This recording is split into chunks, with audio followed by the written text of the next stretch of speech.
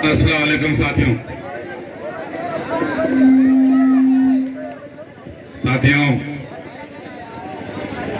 जनाब बैरिस्टर असदुद्दीन ओवैसी साहब बेलूपुर क्रॉस कर चुके हैं और बहुत ही जल्द आपके सामने होंगे। साथियों, ये चुनावी जनसभा है और बहुत अफसोस के साथ कहना पड़ रहा है कि चूंकि ये व्यवस्था मजलिस इत्तेहादुल मुस्लिमीन की तरफ से नहीं की गई है, कमेरावादियों की तरफ से की गई है, इसलिए आप लोग को जो दिक्कतें हैं उसके लिए हम माजरत चाहते हैं। और बहुत सारे लोगों को बैठने की समस्या है। सारे लोगों को जो भी आए हुए हैं उनसे हम माजरत के साथ अपनी बात कहना शुरू करते हैं।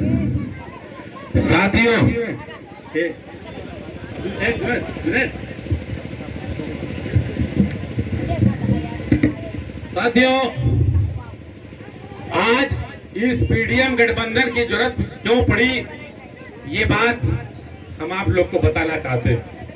और ये पीडीएम गठबंधन क्यों बनाया गया। साथियों, पी मतलब पिछड़ा, डी मतलब दलित, यम मतलब मुसलमान, पिछड़ा दलित मुसलमान का मिला करके ये पीडीएम गठबंधन बनाया गया है। साथियों, इससे पहले दलित समाज की पार्टी उत्तर प्रदेश में मौजूद, पिछड़े वर्ग की समाजवादी पार्टी उत्तर प्रदेश में मौजूद, उसके बाद भी ये पीडीएम गठबंधन बनाने की जरूरत क्यों है। साथियों, उत्तर प्रदेश में दलितों का एक संगठन बहुजन समाज पार्टी के नाम से बहन मायावती जी के नेतृत्व में आज मौजूद है। 6000 साल से इस मुल्क में दलित गुलामी कर रहा था। उसकी हैसियत नहीं थी कि अच्छे कपड़े पहन, उसकी यह हैसियत नहीं थी अपना मकान बना सके, झुकी झोपड़ियों में रहना पड़ता था।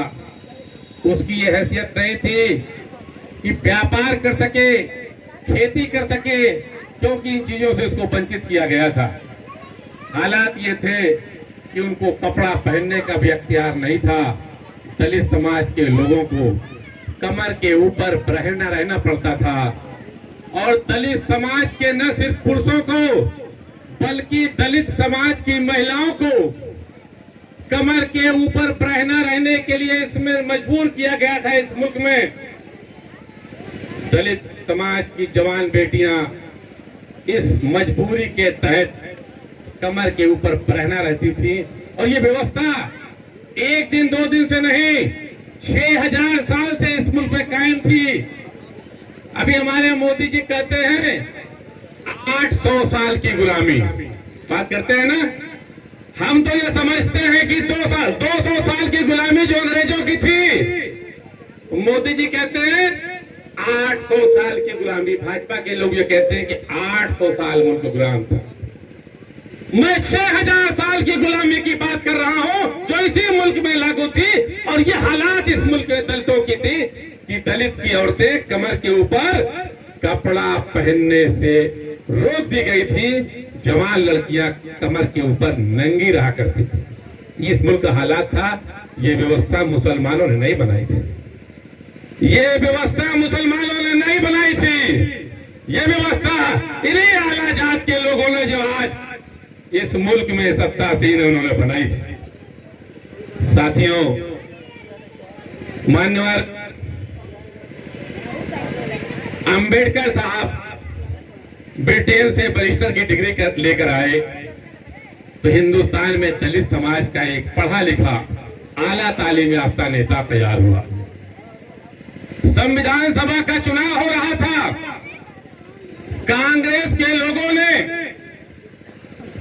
बैरिस्टर अंबेडकर साहब को टिकट नहीं दिया चुनाव लड़ने के लिए। अंबेडकर साहब पूना से निर्दलीय चुनाव लड़े और आला जात के मनुवादियों ने उनको चुनाव में हरा दिया, तब आपके समाज के लोगों ने, खास करके मुस्लिम समाज के लोगों ने उस समय बंगाल से अपने एक सांसद का इस्तीफा दिला करके वहां से अंबेडकर जी को चुनाव लड़ाया और वो चुनाव जीतकर जहां पर मुसलमानों की 80% आबादी थी भेजा। तब वो संविधान सभा में पहुंचे और उन्होंने संविधान की रचना की। ये पहला तारीखी मदद थी जो मुसलमानों ने आजाद हिंदुस्तान में दलित समाज के लिए किया था।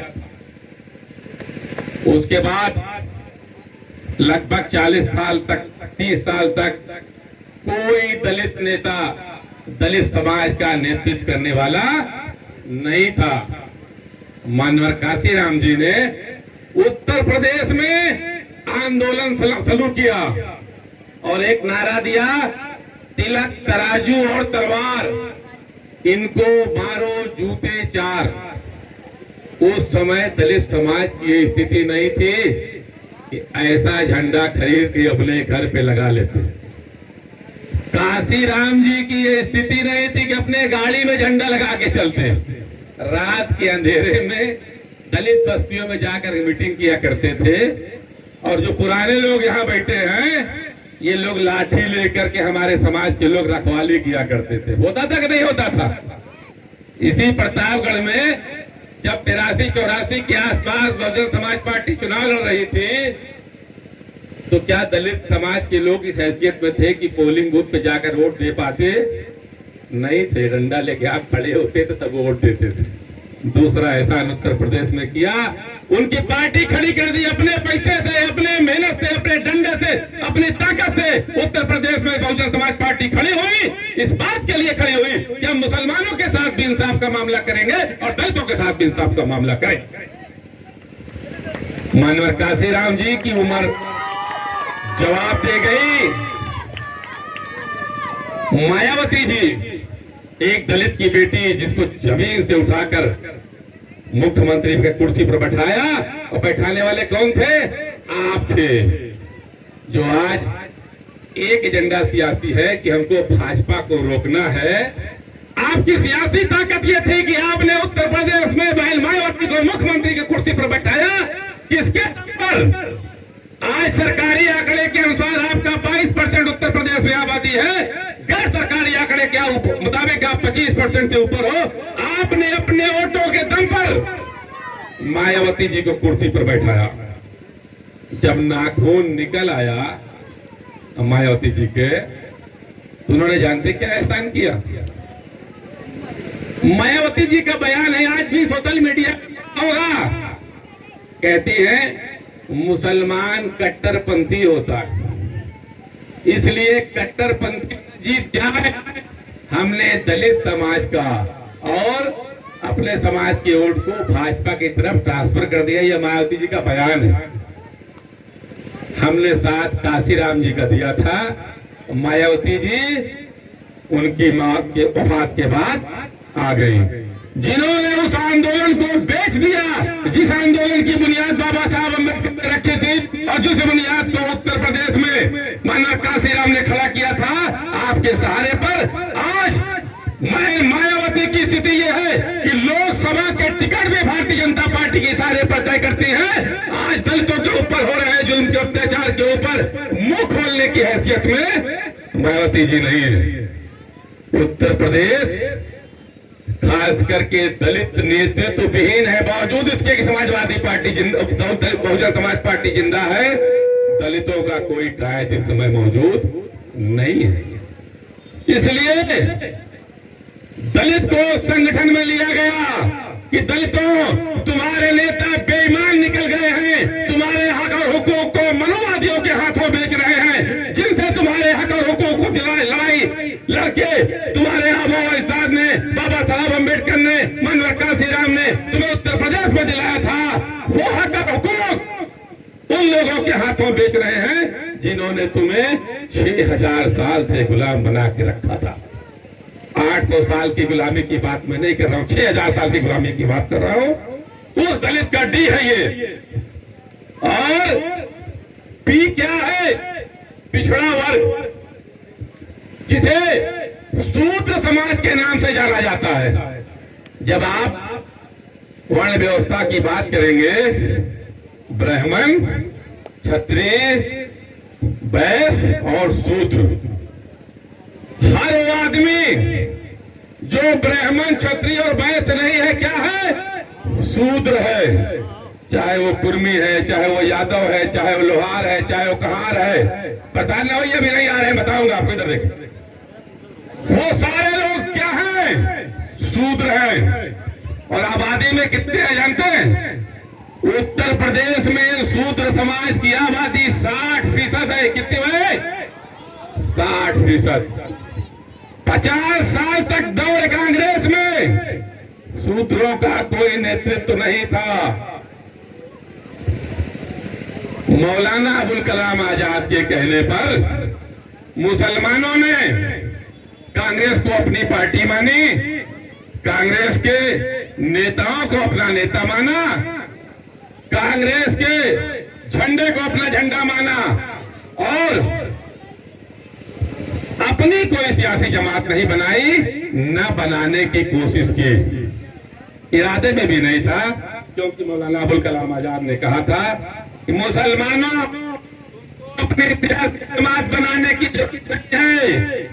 कांग्रेस को अपनी पार्टी मानो, कांग्रेस के नेताओं को अपना नेता मानो और कांग्रेस के लोग तुम्हारे हक और हुकूक की हिफाजत करेंगे। मुसलमानों ने कांग्रेस को अपना नेता माना और कांग्रेस के लोगों ने 50 साल तक मुकम्मल उत्तर प्रदेश में आपके वोटों के दम पे हुकूमत की। किसके दम पे? आपके वोटों के दम पे। किसके दम पे? मुसलमानों के वोटों के दम पर हुकूमत की। दौड़ कांग्रेस में हजारों दंगे हुए। मलियाना, भागलपुर, अलीगढ़, मेरठ, मुरादाबाद दंगों की सीरीज चली। और एक दिन ऐसा आया कि बाबरी मस्जिद शहीद कर दी गई। उस दिन मुसलमानों का सब जवाब दे गया। उस दिन मुसलमानों ने कांग्रेस को लात मार दिया। तब से कांग्रेस की उत्तर प्रदेश में बहुमनी नहीं हुई। फिर भी मुसलमानों ने अपनी सियासी जमात बनाने की कोशिश नहीं की। किसकी सियासी जमात बनाई? एक पिछड़े समाज से दूध बेचने वाला अपना डब्बा फेंक करके बाबरी मस्जिद की खड़ेर पर खड़ा होता है और कहता है, मुसलमानों, मैं पहलवान हूं, जो बात करूंगा उस पर कायम रहूंगा, हमारा साथ दो, हम तुम्हें इंसाफ देंगे और तुम्हारे साथ जुल्म नहीं होने देंगे। 25% मुसलमानों को ये इरादा तो नहीं था कि हम हुकूमत करेंगे, एजेंडे में नहीं था कि हुकूमत हम भी कर सकते हैं। 7% आबादी से ताल्लुक रखने वाले उस पहलवान के पीछे 25% मुसलमान पिछल्ला की तरह खड़ा हो गया। कैसे खड़ा हो गया भाई? इंजन के पीछे डब्बा की तरह लग गया, गाड़ी तैयार हो गई।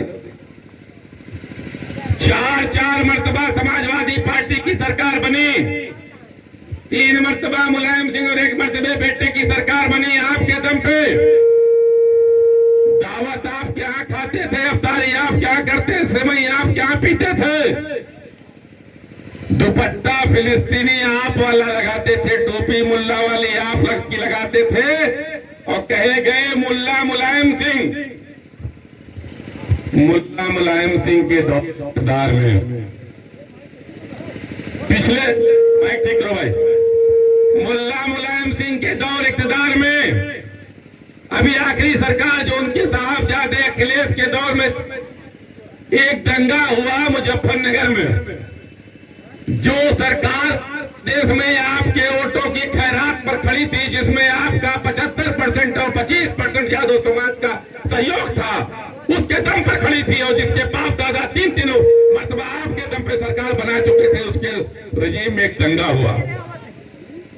उस दंगे में 3000 लोग मार दिए गए। किसकी सरकार में? तो मुल्ला मुलायम सिंह की सरकार में, अखिलेश यादव की सरकार में। और मुल्ला मुलायम सिंह और उसका अखिलेश यादव कर क्या रहा था? सैफई में मुजरा देख रहा था। क्या करता था भाई? सैफई में मुजरा देख रहा था। और आज एक गठबंधन बना है PDA, उसको दूसरा नाम है इंडिया गठबंधन। इंडिया गठबंधन में कौन कौन लोग हैं? एक अखिलेश है, मुजफ्फरनगर का कातिल अखिलेश, और दूसरे मुरादाबाद ईदगाह का कातिल कांग्रेस। बाबरी मस्जिद को शहीद करने वाली सियासी जमात। जिन दोनों सियासी जमात की पिछले लोकसभा चुनाव में उत्तर प्रदेश में जो हैसियत थी वो मैं गिनाना चाहता हूं। उत्तर प्रदेश में समाजवादी पार्टी और बहुजन समाज पार्टी का गठबंधन हुआ। लोकसभा 19 में ऐसे गठबंधन हुआ, समाजवादी पार्टी और बहुजन समाज पार्टी का। मुसलमानों ने भाजपा को वोट तो नहीं दिया था ना भाई? क्यों भाई? 19 में आप लोगों ने किसको वोट दिया था? अखिलेश और मायावती के गठबंधन को दिया था ना भैया? नतीजा आया क्या? नतीजा आया, पूरे उत्तर प्रदेश से कांग्रेस की एक सीट जीती। कितनी? एक सीट। राहुल गांधी की अम्मा जीत गई थी, राहुल गांधी हार गए, सरकार बनाने जा रहे हैं। पूरे उत्तर प्रदेश से अखिलेश की 5 सीट जीती थी। कितनी भाई? 5 सीट। आजम खान जीते थे अखिलेश के दम पे जीते थे कि आपके दम पे जीते थे? मुसलमानों बताओ कि 60% आबादी रामपुर में अखिलेश यादव के दम पे जीते थे, आजम खान के तुम्हारे दम पे जीते थे? शकीलुर रहमान बर्क किसके दम पे जीते थे? ST हसन किसके दम पे जीते थे? यादव लाइन से चुनाव लड़ने की हैसियत में नहीं था अखिलेश यादव, भाग कर गया आजमगढ़ मुसलमानों के इलाके में, वहां से जीत कर आया। तुम्हारे दम पे जीता कि अपने दम पे जीता? बताओ, तुम्हारे दम पे जीता था कि अपने दम पे जीता? साथियों, इनके चचा हार गए, इनके भतीजे हार गए, इनकी बीबी हार गई, इनकी भौजाई हार गई, सारे लोग चुनाव हार गए। और आज सपा बसपा अलग अलग है, सपा बसपा अलग अलग है।